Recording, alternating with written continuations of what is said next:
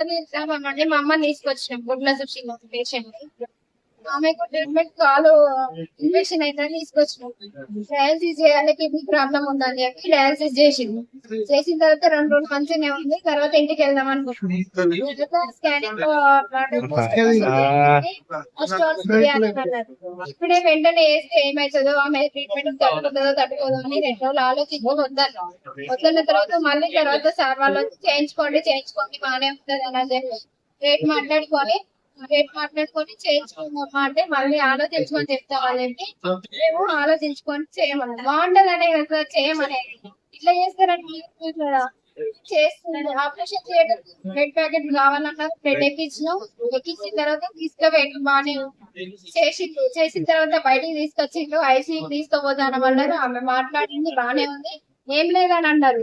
అన్న తర్వాత లోపలికి వెళ్ళి హెవీ బ్లీడ్ అవుతుంది, బ్లీడ్ అయితే ఎక్కియాలనే సీరియస్ ఉందని చెప్పిన తర్వాత నాకు ఏమైందో లోపల చూడనివ్వలేదు, రానివ్వలేదు. రానియకపోతే మేము నైట్ మా బావ బ్లడ్ ప్యాకెట్ తెచ్చింది.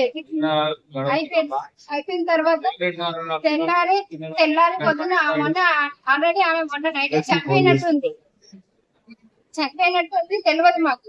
నిన్న మళ్ళీ పొద్దున ఓపెన్ సర్జరీ చేయాలని చెప్పి అదంతా ఓపెన్ చేసి బ్లడ్ ఎక్కించి ఇదంతా క్లాట్ అయిందంతా తీసేసి ఆమె చనిపోయిన బాడీకి అవన్నీ వేసింది సార్ వాళ్ళు. మాకు ఏం చెప్పకుండా బానే ఉంది శ్వాస ఆడుతుంది బానే ఉంది అని అన్నారు. మొత్తం అదంతా తీసేసినాక 24 hours కి చెప్తా అన్నారు. నిన్న నైట్ కూడా బానే ఉంది అని చెప్పింది. ఇంతవరకు మొత్తం పోయి చూసేసరికి గాజు ఇవన్నీ మొత్తం వాపుస్తుంది.